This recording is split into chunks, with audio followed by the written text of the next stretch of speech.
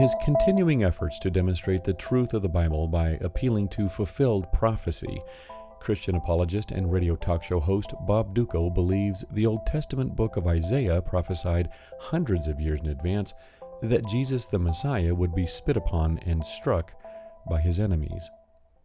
Isaiah 50 verse 6 says the Messiah would be spit on and would be struck.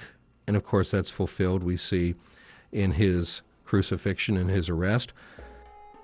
Regarding Jesus' treatment during his crucifixion and arrest, Dutko likely has in mind the passage from Matthew 26:67.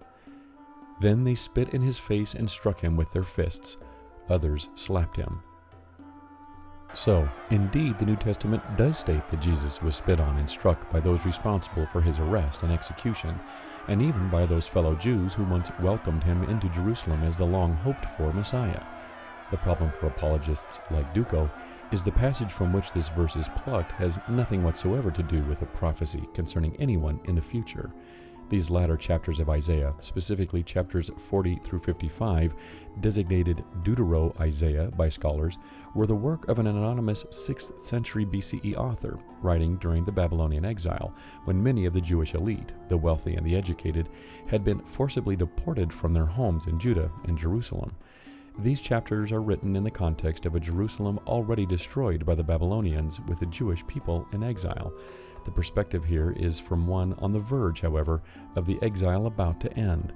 The author of Deutero-Isaiah is writing for his fellow Jews, offering them the hope of return to Jerusalem by decree from Cyrus, king of Persia, who had conquered the Babylonians. The historical setting of Deutero-Isaiah, therefore, is somewhere between 550 and 539 BCE. Deutero-Isaiah prophesies how Yahweh will make Jerusalem the focal point of his worldwide rule through his Messiah, Cyrus, who will destroy Israel's oppressor, the Babylonians. As noted in episode 28, scholars believe this collection of writings was actually compiled much later, from the perspective of an editor or editors knowledgeable about the Persian conquest of Babylon and the return of at least some Jewish people to their homeland and the rebuilding of the Second Temple. In fact, verses 4 through 9, which are the focal point of this so-called fulfilled prophecy, is one of the 4 servant songs scholars have found edited into the book of Isaiah. This section, notes biblical scholar Walter Brueggemann, begins with the first mention of my servant in Isaiah of exile, a theme that recurs in the subsequent poetry. The theme of the servant is notoriously difficult in Isaiah studies and has greatly occupied scholarship. There is no agreement about the identity of the servant, the issue being especially problematic when conventional Christian interpreters seek to identify the servant with the anticipated Jesus as Messiah. Here, it is enough to assume, as is generally the case, that my servant is the people Israel.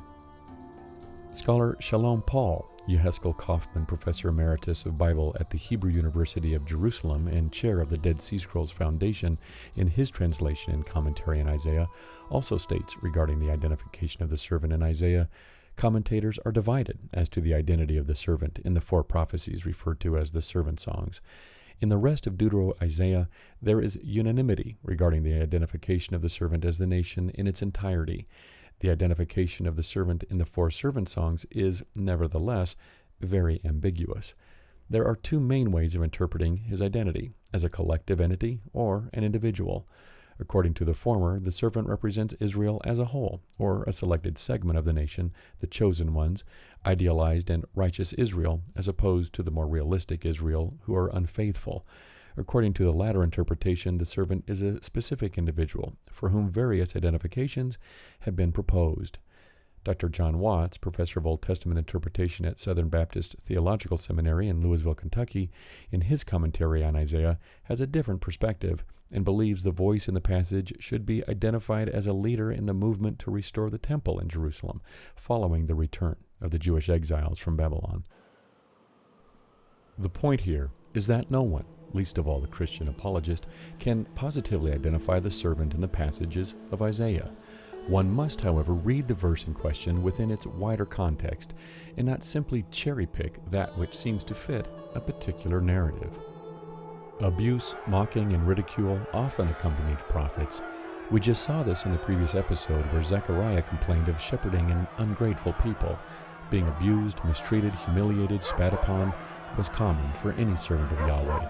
The prophet Jeremiah was threatened and tortured.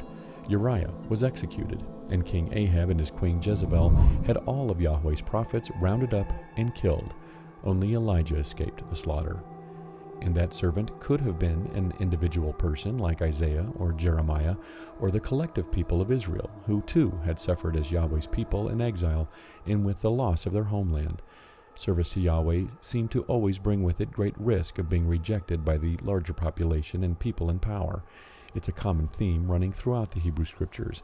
The passage in Isaiah under current consideration is not at all prophetic, but is instead reflective. The passage from Isaiah was not looking forward to a time in the future, and was certainly not in context about a future Messiah. The abuse heaped upon the servant is something he was willing to endure. Indeed, those in the exclusive service of Yahweh were always willing to risk their own lives to proclaim the deity's perceived message. This wasn't an exclusive occupational hazard for Jesus. We've seen this with even earlier prophets, like Elisha, who was mocked by the little boys of Bethel. Prophets were rarely welcomed in their own hometown. However, and most importantly, the passage clearly identifies that the suffering endured by the servant, whether this servant was Israel itself or some anonymous individual like the prophet or an advocate in Jerusalem for the rebuilding of the temple, was in the past, not something which was to occur in the future. I offered my back to those who beat me, my cheeks to those who pulled out my beard. I did not hide my face from mocking and spitting. How this vague past tense generality of sufferings endured becomes a prophecy concerning Jesus specifically and exclusively is simply the product of manipulation in the hands of Christian apologists. Funding for this program was provided in part by the generous contributions of viewers like you via Patreon. Consider joining them at www.patreon.com/Bible Skeptic. Thank you.